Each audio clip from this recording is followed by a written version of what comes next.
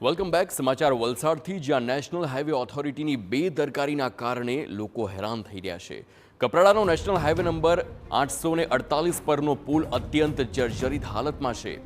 ફળી ગામ પાસે પુલના સળિયાના કારણે દુર્ઘટના થતા ટળી છે. ટ્રકમાંથી સળિયો ઉછળીને પાછળ આવતી કારમાં લાગ્યો. કાર ચાલકે તાત્કાલિક સ્ટીયરિંગ પરથી કાબુ મેળવ્યો અને ત્યારબાદ અકસ્માત થતા બચી ગયો છે. પુલ પરથી ભારે વાહનો પસાર થતા અકસ્માતનો ભય રહેતો હોય છે. વરસાદ બંધ છે છતાં તંત્રએ કામગીરી ન કરતા વાહન ચાલકોમાં રોષ છે. તાત્કાલિક રિપેરિંગ કરવામાં આવે તેવી લોકોની માંગ છે. બધી ટ્રકો એટલી ધીમી સ્પીડે જાય છે કેમ કે દરેકને ડર રહે છે પોતાના ટાયરની અંદર આ સળિયો ઘૂસી ન જાય. જો સળિયો ઘૂસી જાય તો ટાયર ફાટવા સિવાય બીજો કોઈ વિકલ્પ જ નથી આવે.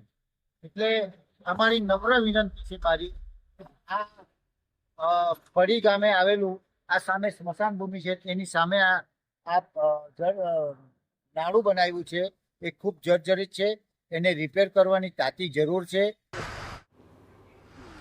ગુજરાત અને મહારાષ્ટ્રને જોડતા કપરાડાના નેશનલ હાઈવે પર ઠેર ઠેર ખાડા પડવાના કારણે વરસાદી પાણી ભરાયેલા છે, જેથી ત્યાંથી પસાર થતા વાહન ચાલકોને હાલાકી વેઠવાનો અત્યંત વારો આવે છે. તંત્ર સામે વાહન ચાલકો રોષ ઠાલવી રહ્યા છે અને તાત્કાલિક સમારકામ કરાય તેવી માંગ કરવામાં આવી રહી છે.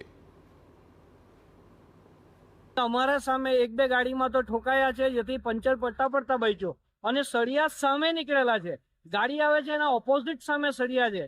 તમે વિચારો કે આમાં માણસ છે, ઠીક છે, 4 વ્હીલર મોટા વ્હીકલ છે એ તો કવર કરી લેશે, આમાં બાઇક વાળાને તો સીધું પગમાં કે શરીરમાં ઘૂસી જશે. તો એમાં આની જવાબદારી કોણ લેશે? માર્ગ વન વ્યવહાર છે જે રોડ રસ્તા વાળા એ લોકો બી તો અહીંયા તો પસાર થતા હશે, એ લોકો જોતા નહીં ગવર્મેન્ટ ઓફિસર, એનું શું કરવાનું?